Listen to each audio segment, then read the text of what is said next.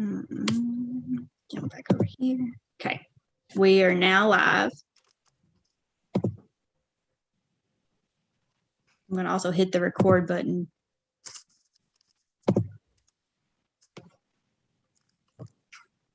All right, whenever you're ready. Okay. This is the notice of the Fiscal Court Committee video teleconference meeting in accordance with KRS 61.820, 61.823, and 61.826. The Emergency Management Solid Waste Committee of the Barron County Fiscal Court will meet on Monday, August 23rd at 9 o'clock to consider the following agenda. The first item of business is that I'll call this meeting to order.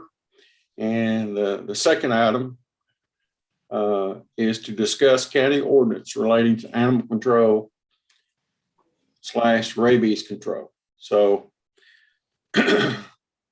first of all, I want to welcome everyone here today. I know we have several people with us. Part of this committee also with me is Carl Dickerson and Kenneth Sarton. We have with us today Shelley Furlong from Animal Control, Jennifer Stowpaw from the Barron River. Jennifer, what is that? Barron River? I work for Barron River District Health Department. Okay, thank you. And then also Dennis Spears. Does he also work for the health department? Yes, he does. Okay, well, thank you. Did I miss anybody? And also we have Judge Hale with us today. All right. So Shelley, if you would, I'll open this up and turn it over to you. I'll preface it with, I've looked up under our animal control, if you look in our code book, it's under 90.02, there is a section in there that documents rabies control. Jamie, can you pull that up for everybody to see? Yeah, let me see.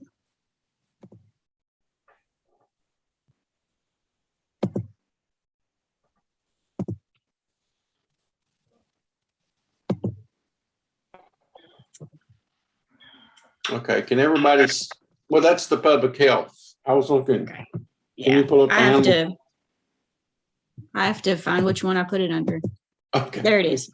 Okay, there it is. And under the 90.02 rabies control, it says every dog and cat owner who resides within the county shall have his or her dog or cat initially vaccinated by the age of 4 months and revaccinated against rabies at the expiration of the immunization period as certified by a vet. And there's also, if you will look to the bottom of that, there's an ordinance 269 that passed on July the 16th, 1996 as referenced. Were you able to get that too, Jamie? Oh, I've got that echo going, Mark. Be just a second. Okay. Which one? Ordinance number 269. No, I did not get 269 because the server's down at the office. Okay.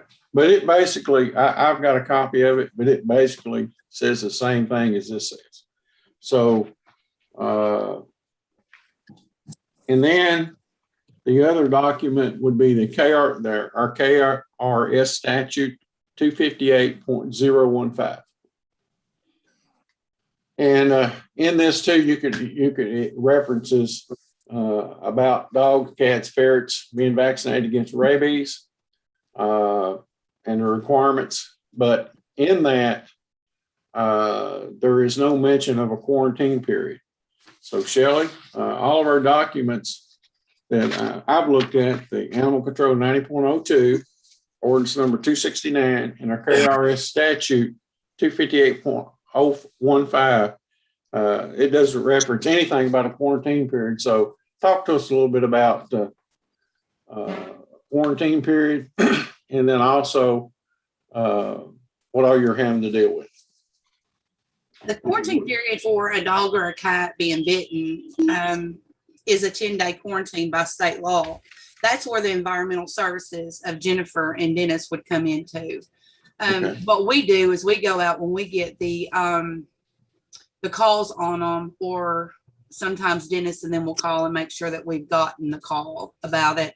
We'll go out and do a temporary quarantine until the Dennis or Jennifer can get out and do the official state quarantine with the paperwork. By the quarantine, it's the animal has got to be quarantined by 10 days where Dennis or Jennifer could actually see the dog and make sure it's healthy, living, and well.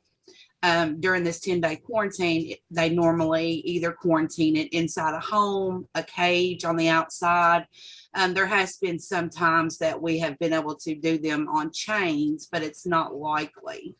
There is times that we've had to do them at veterinarians because the dog could not be in the house for some reason, or, you know, that's something that Jennifer and Dennis could probably touch up on that. And then after the 10 days, Jennifer, which I call her Jenny, so if I call her Jenny, I apologize. And Dennis goes out and makes sure the dog is still living and well, and that there has not been no signs or in that. And then they go with their paperwork, and they let us know that the dog has been released. There has been occasions that during the quarantine that the owner is letting the dog or cat outside to run, and we get those calls. So unfortunately, we do go out, but we also advise Dennis and Jenny about it, because it's got to be in the handler's hand when it goes outside to use the restroom. We are having a lot of dog and cat bites, and we are seeing a lot that is not vaccinated by a licensed veterinarian. Okay. I guess my question is, Shelley, you said that you referenced state law. Do you have a document that maybe you could? That is something Dennis and Jenny could actually touch in on that. I have one available, if you'd like for me to email it to you, that discusses the quarantine. It is, let me see, 251.085 under KRS. I'm sorry, I thought I sent that. Okay. If you'd like, I'm happy to email it, or. Well, Jamie, is there some way you could pull that up and share it? Me? Cummins. Which one? Jamie Cummins. Yeah. Is there some way you could pull up that statute she just mentioned, KRS 251.085? I'll be happy to email it. Yeah. Give me a second. I'll go and pull it up, and then I'll screen share it. Okay, good.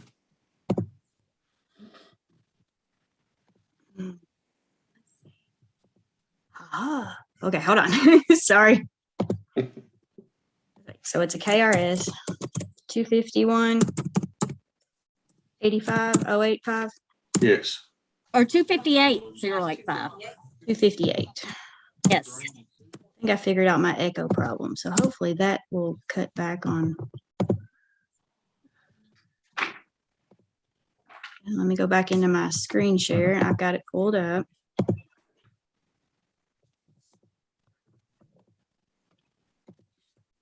Okay, you'll see that? Oh, yes. Yes. Okay.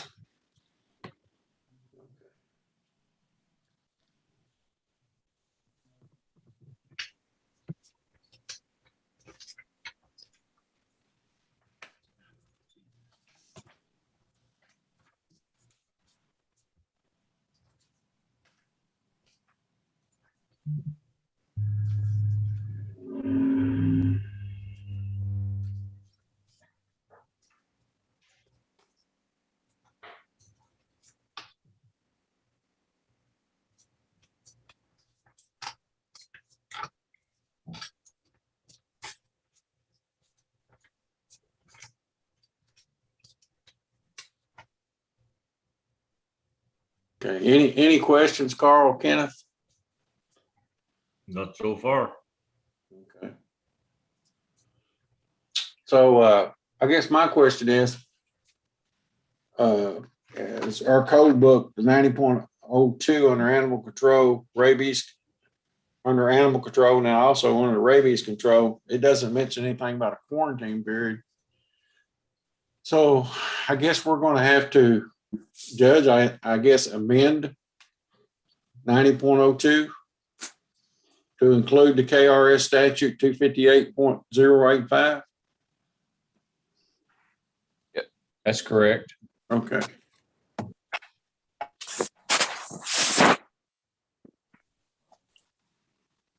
Shelley and Jennifer, is there anything on that KRS statute that concerns you or anything we need to do differently?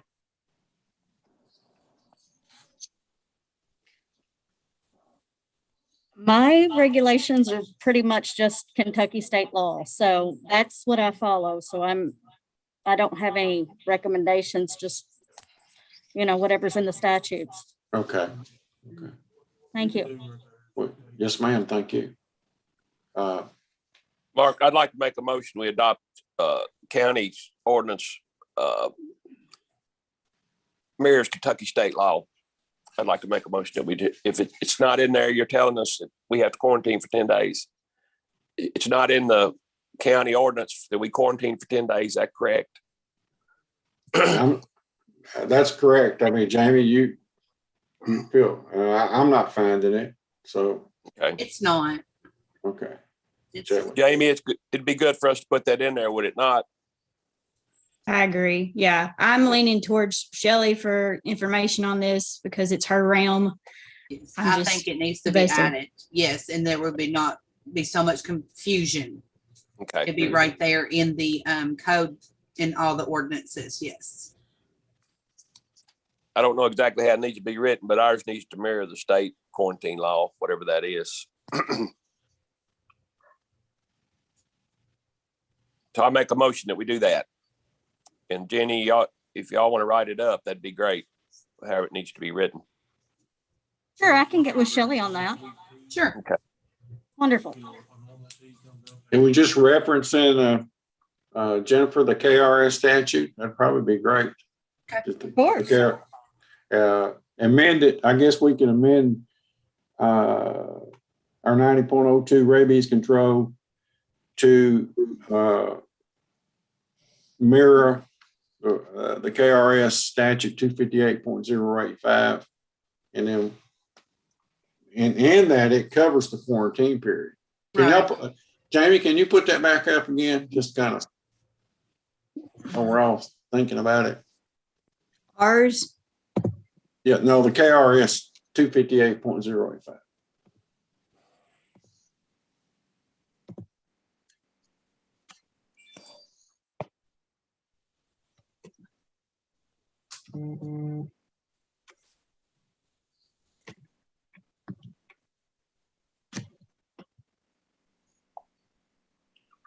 So it says a health officer or his agent, so that would be Shelley, or I guess there's sometimes of a night that our sheriff could be involved with an animal. Is that correct? That would be us just doing a temporary, but the health officer would actually be the environmental services, which would be Jenny or Dennis. Okay. Am I correct, Jenny? Yes, there is some paperwork that we're responsible for and that sort of thing that has to be kept up with and turned in and all that good stuff. But a temporary quarantine is really, really helpful. And that's what we try to do to help them when it's after hours and stuff. Okay.